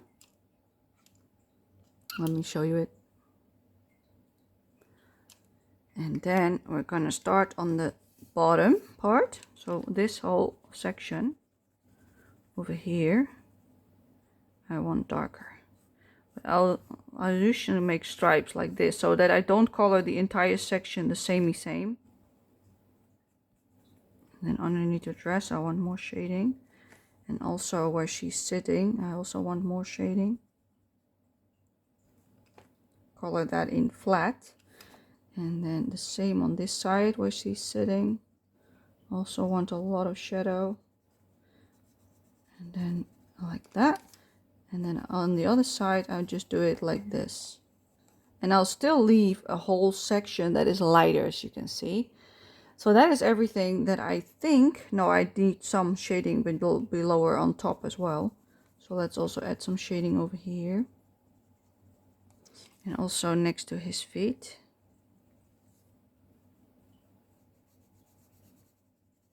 And below him, because this is from him. If the sun comes from above, then the back should be light, but like where he's standing shouldn't. So it could even be like his feet are sticking out. So this is his tummy apparently. That's what I'm imagining. Roughly, okay? Roughly, give or take. So that's all I do with that one. And then I'll go back in with the 188 Sanguine. And I'm gonna color this section that I left lighter. And I'll do the same on the front of the swing. Color in a little bit more on top of what we have. Just like coloring in it so it blends it out. That's all we want for that. And then for the top section, I want to just make stripes like so. But don't color every little bit. Just color bits basically. So next to these lines, you're just adding some more color. Follow the lines of the wood basically and add some in, just a stripe, nothing more, just a few stripes like so. And on this side we will try to do the same, follow the stripes, give or take. And then we will go to our lightest tone, which is 186 Terracotta, and we will color the rest of this side with this one, just going over it like so. And the same here. And also here, but I want to leave the left side of the, or maybe, do I? No, I don't. Maybe I do. Let's just color this part first and then see what it looks like. Because usually I try to leave the edge, the watercolor base, instead of doing it all with the pencil. But I think it looks fine, yeah. So leave the edge, the watercolor, so that it has a bit more lightness to it. But this is really nice now. That's what I was going for. Nice warm browns. I love them. So now we are going to do some branches over here on the background. So I'm thinking what I would like to do. I think I would like to make them dark. So I'm going to go for 176 Van Dyke Brown. That's the color I picked for the wood this time. And let's start below her. So there's like these tiny branches in the background. I'm just going to flat color them lightly. Don't press too hard. This paper does not like it. If you press too hard and you flip the page, you can see this color straight through the paper. Don't do it. I will show you. Like I had a page. This one. No, not this one. The pirate page. Where's the pirate page? This is also not. This is the pirate page. This one. And I pressed too hard around this spot. And if I then flip it, you can see the color. And it's just colored pencil. There's nothing on it. There's no fixative, nothing. This is just from pressure. And that is why you never, ever, ever go like killing the paper. Never, ever, ever on this one. Because Polychromos is a hard pencil. this paper doesn't like it if you press too hard. There's also a little bit here underneath, which are the knots of the of the rope.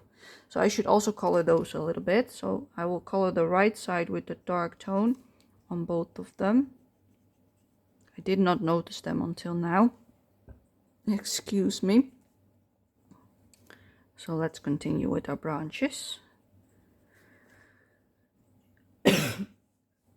Yeah, the cuff is back. So I'm gonna color the ones in the background mainly with the dark tone. And I'll follow it all the way through because I don't want them all the same. So this is all I do for this part, and then I will go to the next section, which is over here. Excuse me. Let's see which one is the one behind. This is the one behind. So let's color this bit in because here we can see that this is the one in the middle behind everything. So I know how it goes. This one, yes, because that is that one. So I'll follow this one all the way. And it's also the same as this one, roughly. And that one is the other one that goes like this. So I would like some shading on this part then, but not all the way, just like roughly up till here. And the rest I will leave because I want contrast.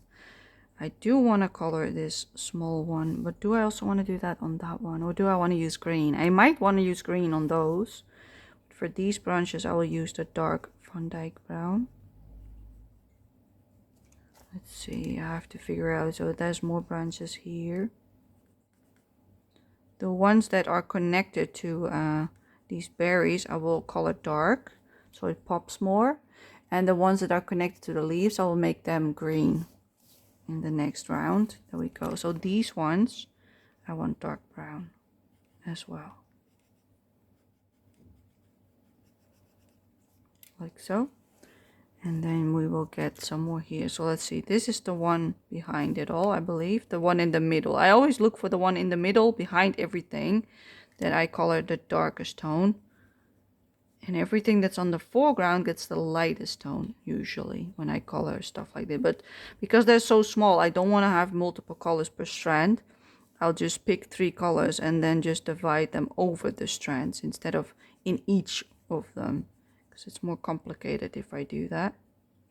So by doing it this way, this could be this one. Could also be the other one. Could also have been that one. We don't know because it goes behind. Alright, let's go to the next section, which is over here. This one will be green because it's connected to the leaves, but these ones are not. So these need to be brown. Let's see, there's a branch for that one.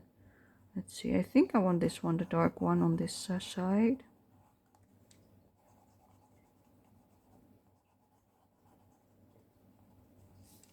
So I'll color it all the way down, and I'm assuming it's this one. And then it goes to the left. Like so, I think. And that's everything that I will do with the darkest tone. So that one we're gonna put down. And then we have multiple options. So we got this one, the burnt sienna, but that one is pretty close in value. So I rather skip that one. I think I'm gonna go straight to this warm brown, the 188, for the next step, which is sanguine. 188 sanguine. And I'm gonna color the other branch, the other big one, with this as a flat color, like so. So let's see how it goes. It's probably this one.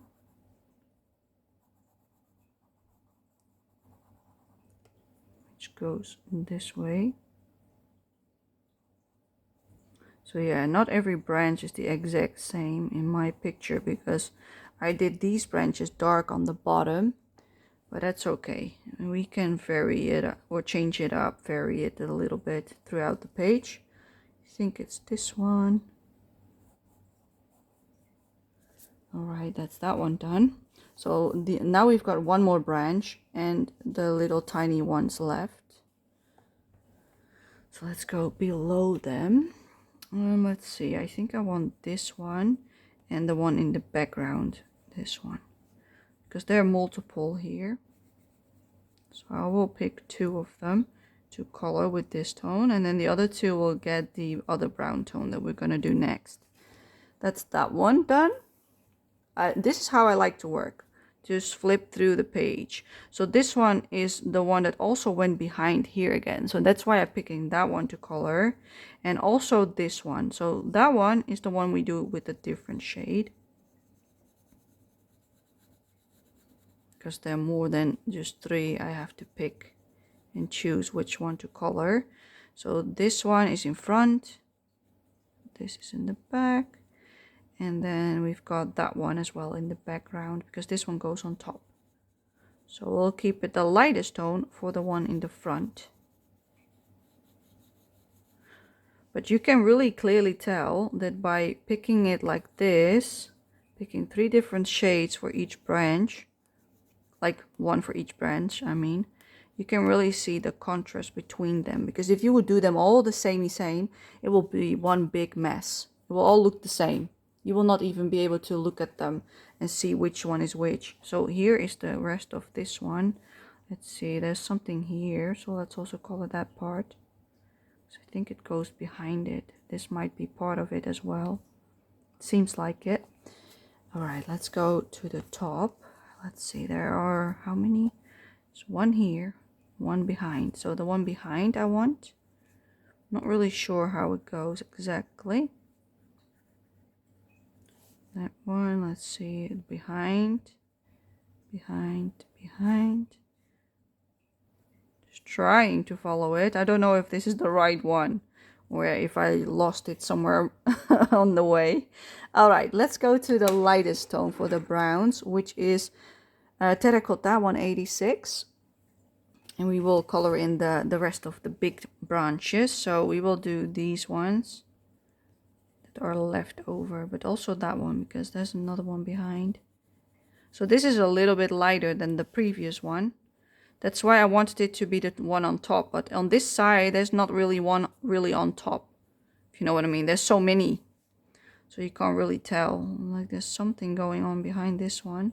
So let's just color that this tone. This is the branches. What is this? This is also something else. This is also a branch.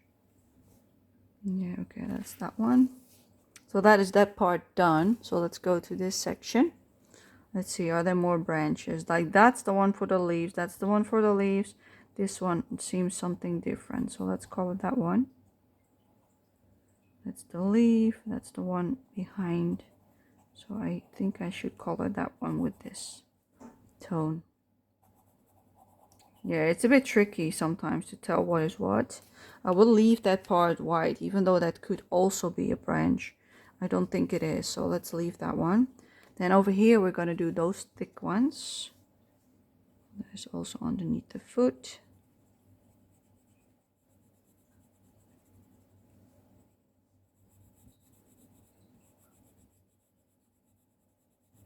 This is exactly why I didn't base them with the watercolor, because they're pretty easy to do without any base layer. So I'm going to leave a little highlight in the middle, and the rest I'm going to color in with this tone. The knots of the rope, like so. That's all I do on those. Let's see, there's one more branch over here, thick one. Let's fill that one out. And then we're done with this color, and we can do some green. So that's all the branches done with the wooden tones. So now I'm going to go to a dark green that I picked out, which is the Chrome Oxide Green Fiery 276. And we're going to color in the branches of those smaller leaves. So the ones that are connected to it. So I can see one here. And connect them all, like there's so many of those lines. Try to color them in with this tone.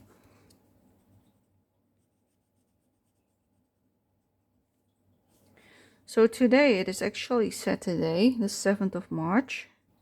You probably won't be seeing this all the way up till like halfway through the month, probably. because I already have a lot of other videos edited for you to see in the meanwhile.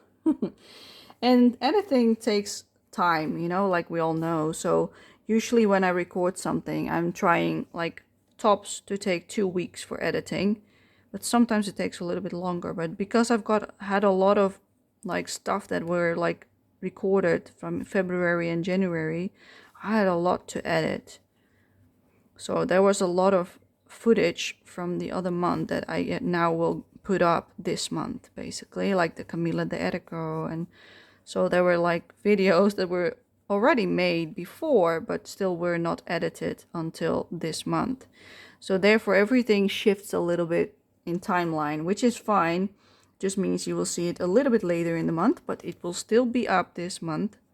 Same with the green ivy and the and this is Nelco Neco and my Kanoko Agusa color along. They will be at the end of the month, hopefully. And if I don't finish them before the end, it will be in the first week of the next month. That is my goal. My aim is to finish them before the end and to leave all the other kind of videos for the next month again, so that the color alongs will stay in their designated month, basically. If I promise you one this month, I will like to go up this month. That's what I'm aiming for. But yeah, when health gets in the way, it can be tricky. But you can understand that. Yeah, it looks really nice like this instead of having it all brown. So we have some more over here. So let's fill those in. So yeah, you will probably not see this for a little while longer, but that's just fine. Like I have to record this in two sections because watercolor needs to dry in between. And usually I can't record twice in a day, so I can't really continue later on in the day, if you know what I mean. So I have to have the energy to record. So that's why we're now the 7th of March instead of, when did I film last? The 2nd, the 3rd? I don't know. Somewhere at the beginning of the month. Yeah. I think that's everything that is connected to leaves. Yes, I think so. Okay, then we also have these big leaves, and I also want to use this color to shade them. But how will we do this? So this is a nice big one to demonstrate. Like you see all these lines. So these thin ones, I usually color them in entirely, like just like this. So there's another one over there. And then one here, and then everything else seems a bit the same. So what I do is I'll just go from the inside and shade it like this, and that's how I do the rest of them. Not shade all of it, but just shade towards the lines, like so, like an angular motion, like that, making them smaller and smaller the higher we come in the leaf, so that you only do like this in the top section. That's what I'm trying to do. So the small ones you color all the way, and then for the other ones you have to imagine a line going like that towards the line you're coloring to. See what I mean? And you make it smaller and smaller the further up you go in the leaf. That's how I like to shade them. But for this one, that might be a bit tricky, you might say, because there's this one. Color it all the way. Color it all the way. For that one we don't know, so I will color it all the way. And then besides that, you can't really tell. So I will just shade the bottom. Will not shade everything. And then I will shade the side and a little bit below that one. And that's all I will do, so that there's still contrast, because that one is tricky. Same with this one behind. You can't really do much. So I will do those ones. And then I'll do a little bit on the inside and behind the swing. That's it. Because otherwise there's nothing to see anymore. That's how I like to keep it simple. There's one more over there. So the smaller lines. Yeah, I like doing leaves when they are not that many. These are all pretty big. Maybe that one. And then for the rest of them, I'll do my little trick. Or at least I'm trying to.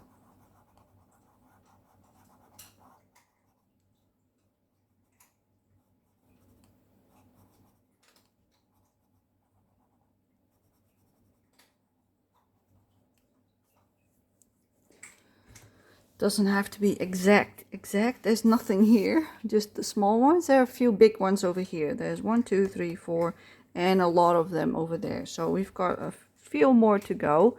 These ones are behind the berries, so I'll just do what I can see, and then everything else will just be colored like the shading from the berries basically. So now I did the small ones, but instead of doing like the lines, I just color behind the berries completely, like so, and below the berry, and below this one as well. And then I'll just probably want to leave it because otherwise it's too much. This one is folded, this leaf, so I act as if they're two parts. So this is one part, and then this is the second part. So this side I will do the same as I did on the other pages. I will make my lines again to the inside of the flower, or the leaf in this case. And that's it. So you basically add another highlight on this edge. You want to treat it as two different types instead of one. This one is also folded, so I will only add shading on the bottom like so, and I'll leave the edge, and then I will continue shading this part like I did with the other ones, like so, all the way up till there. So leave the highlight on the edge if there's a fold. Same with this one, there's a fold like this, so I will shade the bottom of the leaf like so, and leave all of that the main color, and then color the other one and make the shading of the berries, and then continue shading to the inside of the leaf. But now that you have dark and light, you can really see the fold, otherwise it will just disappear in the rest of it. Same with this one, another fold of the leaf, so we do that, and then we treat this one the same. Bibi, nee, please move, thank you. That's my cat Spooky. She's done eating, and now she wants some attention. I think she has to wait a little bit longer, which is fine. Nee, Bibi, nee, nee, please, nee.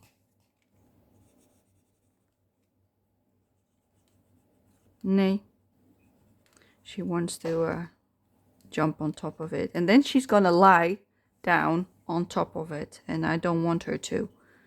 So now she moves away. I think she got the suggestion, the order. No, you have to go away. She will get attention soon enough, because this won't take too much longer. So we're fine like that.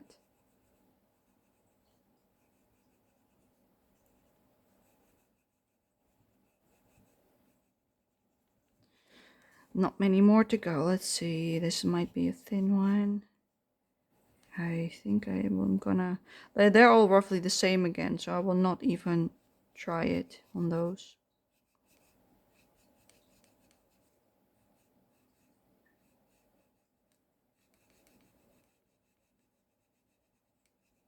And there we go. I will leave the fold alone. There's another fold on this one, but I want to do the inside really dark because it's below a flower. And then the edge I want to keep the color of the watercolor basically. And then on the bottom I want the most shading. So I'm doing it a little bit different this time, making that part really dark. And that's all the big leaves done. Now we only have the small ones, and I got a different tone for the smaller ones, which is light phthalo green 162. So for the small leaves, which are all the way over here, I just wanted to do one side of the leaf. So instead of doing all of it, I thought maybe only one half. So maybe the outer part, the one that is like furthest away from the cats. And that's it, because then at least you got some shading and it looks really nice without overthinking everything. I think that would look really nice, like so. Keep it simple. See, these ones are done, and that's without. I prefer that look. So that's how I like to do leaves that look like this without too much effort. Still color some shading on it, but not too much. don't want to make it too complicated because there's already so much to see. You don't want to add too much. That's why, oh, I forgot that one. That's why I only do it like this on this one. I like coloring flowers. Leaves is definitely not my favorite thing to do. That's why I'm getting them out of the way. We do a thing we like, which were the cats. Then we do a thing we don't like, which is the wood and the leaves, basically. And once we've done that, we're going to do something nice, which is the flowers for me. That's what we're going to finish off with this time around.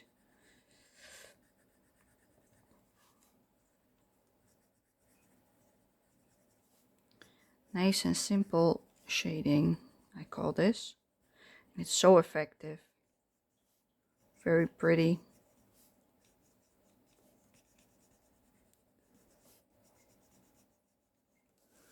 All right.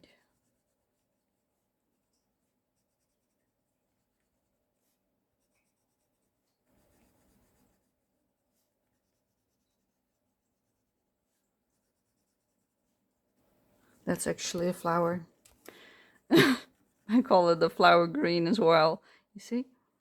Let's just leave it. It's fine, it's fine. More leaves over here. And that's it for these leaves as well. Which is fine.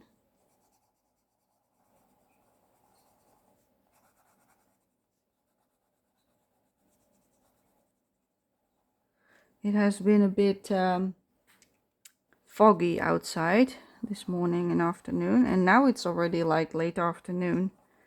It's 4:30 in the afternoon, and it looks just boring outside. It looks like it's dampy or something, you know, like this fog is hanging there, but it's not really misty anymore. But you can see how that it's probably not nice outside.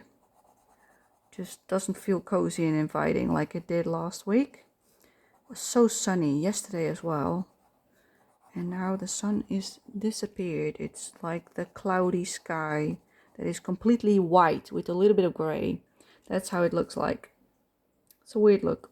It's a Dutch weather, I call it, because we always have a moody sky.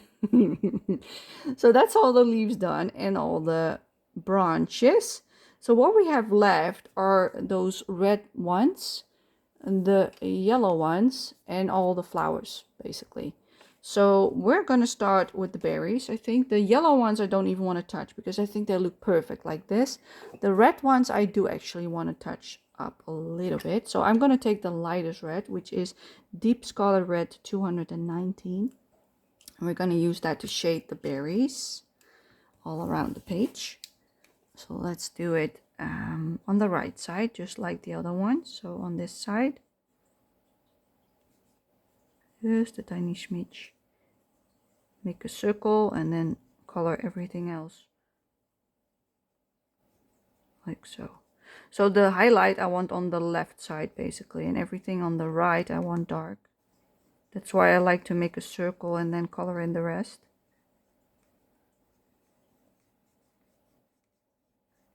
That's it. That's all it needs. You see how much more pronounced they are. Like I did the watercolor, I did the same on those, but now this one I did with the pencil. There's some more over here. So I'll do the same, but this time I use the darker bit on the left. I decided, even though they will have it like all over the place, I don't really give a shit. I do them on the left. Officially I should follow the rest of the picture, but I don't want to. I just do whatever I feel like. As you can see, there's no rhyme or reason on my picture today. And I don't care either because it looks good.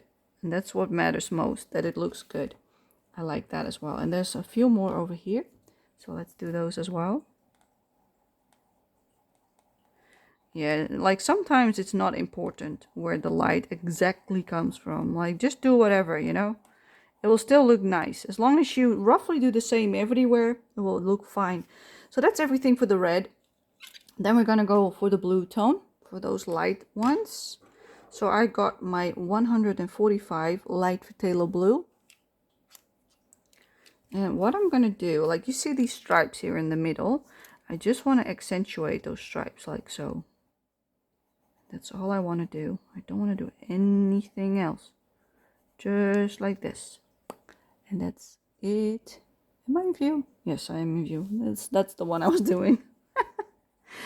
That's a purple one actually. I should do that with purple. This one is blue. So yeah, I'm just coloring only those stripes and then I'll move on to the next one. And that's what I will do for all the blue flowers. If I don't mess it up by thinking it's blue while it's actually purple. I like to keep it easy shading. It's just to give it some more definition that it's actually blue, you know? There's some over there. And that's all the blue flowers. There are no more after this. These are the last ones.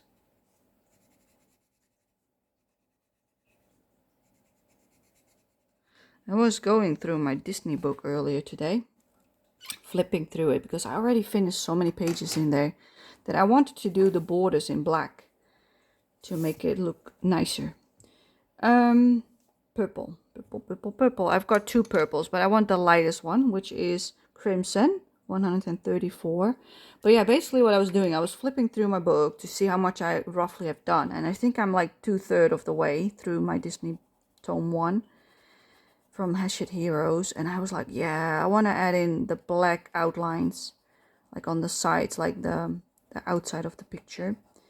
And at first I also wanted to cover up the key on the bottom with the little swatches for which colors to use, but I was like, no, it looks better if I include them and not cover them up. So I colored around them with the black and it looked amazing. It looks amazing. I love it. So I decided to do that on the entire book, of course, from beginning to end. So that's what I was doing a little bit this morning before I went to bed, because I always go to bed in the afternoon to rest up a little bit from like roughly 2 o'clock till 3:30. And then when I wake up, it's usually coloring time, which is right now, basically. So I was like, yep, let's finish this one. Now that I've got the energy, let's do it. But I did look at my Disney book. I was like, yeah, this looks good, because I did that earlier today. Let me show you. I got it right next to me. Like, look, this is what I mean, that I went around it and I added a date on the left and then the same on the other side. Added a date on the right side. So that is what I mean by covering it up and adding the palette still visible. It looks really amazing. I like the look of it. So that is what kept me busy this morning, basically. And I hope to do some more later today, because I leave it to dry every time I do a page. It needs to dry for like an hour or so that it's nice and dried up, and I can do the next one and the next one, because this paint dries up pretty quickly. It's a Molotow paint and it dries up nice and quick. There's one more over here. So I was like doing that because I'm already so far in the book. I only need like 37 more pictures done and then it's finished out of 100 pages. That's not much left in comparison to 100. 37 is not that much. Still a lot, but you know what I mean. It will be done by the end of the year. So I was like, let's continue doing that so it will be ready by the end of the year. Now we only need to do the flowers. And I want to do that with the Fuchsia 123.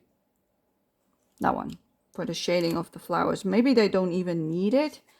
Personally, I don't think they need it, but I'm still going to add some. I want this heart of the flower a little bit darker, the inside. I don't know if it's even going to show up. Not much. Well, maybe a little bit. Okay. I want the inside and the bottom of these petals to be darker, so you have more contrast between the separate parts. That is the inside of a leaf.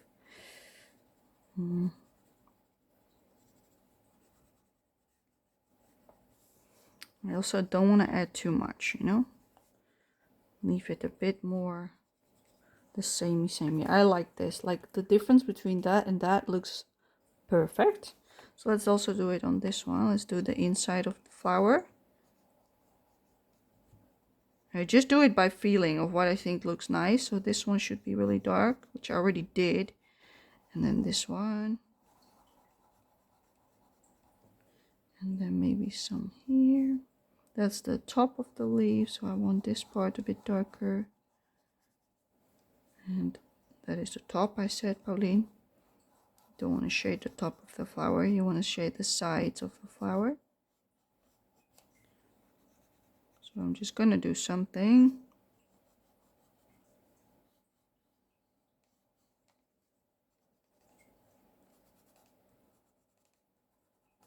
Yeah, I think that looks fine, but I should have shadowed this part of the petal like I did with the other one. Yeah, that's what was missing. Gorgeous. Maybe a little bit darker. All right, a few more to go and we already are done. If we've done this part, I like how simple the shading can be on these pages. Like some of these pages in this book are really intricate and they're gonna take you a long time, like that pirate page for instance, and the Halloween one that we did, double.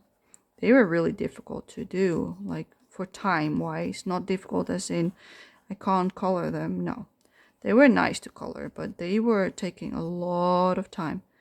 But the result is amazing in my opinion. I love the outcome.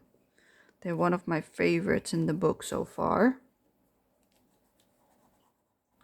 And there's so many more to color as well. I love it. Yeah, that's all I want to do on that one. And then we've got two more over here. Let's see, let's do the inside of the flower.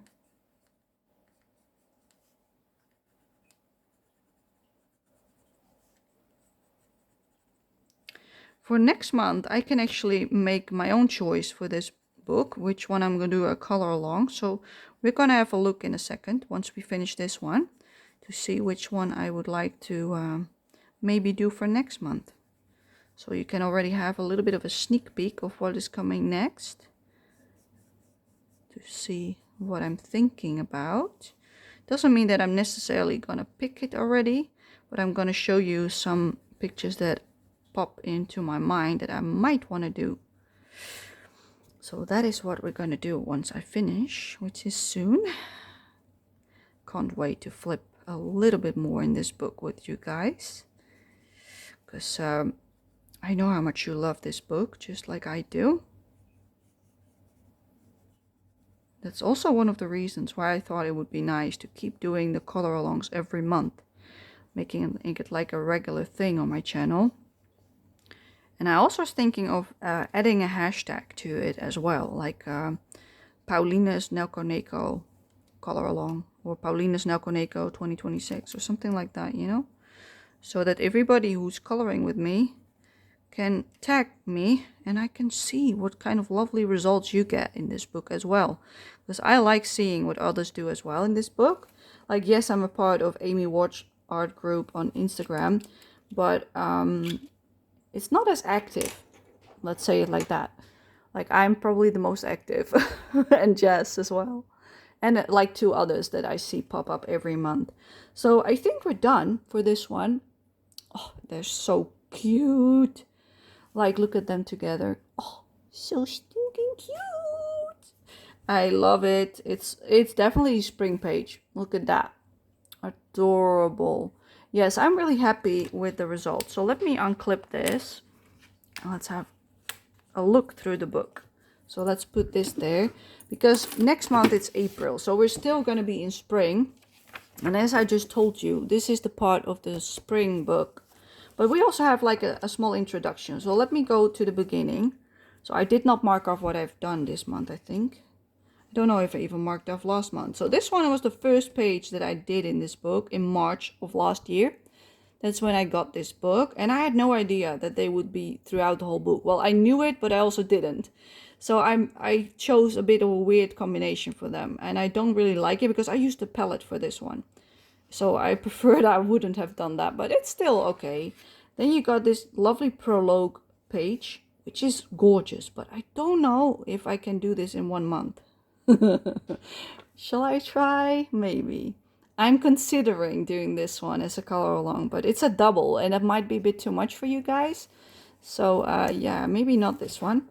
Then you got the character pages, which I've already done, which is not a color along, unfortunately, because that was a catch-up page for me. Then you got these two. So this could be a lovely small one, just this section, like this part, and like the little framework. This could be a nice one for like a little bit of a break in April, you know, because April is already a busy month with Easter and such. So this could be a really nice one so that the spring page is done. I think I would love to do that. So this is a contender that I'm thinking of. Then we've got these ones done. Then we got more of the inside scene on this one where they're making like his toy. They're fixing up his toy and making clothing, I guess. I really like it. But it's more of an indoor scene, not really for spring in my opinion. And this one reminds me more of summer with the strawberries, because we don't have strawberries in spring. We've got them in summer here in the Netherlands. So this is more for summer in my opinion. Then we get these lovely inside scenes as well. I really like these as well, but I don't know if I'm up for coloring them. This was the one that was also in the voting, but again, it's a double, so no. This one could be nice because the raspberries or blueberries or what do you call those? The braben. What's that in English? Blackberries? I don't know. That's what they look like. Bramen. That's like the purpley black ones. They're a bit blue, purple, black. Pretty dark. But yeah, they grow on bushes as well over here.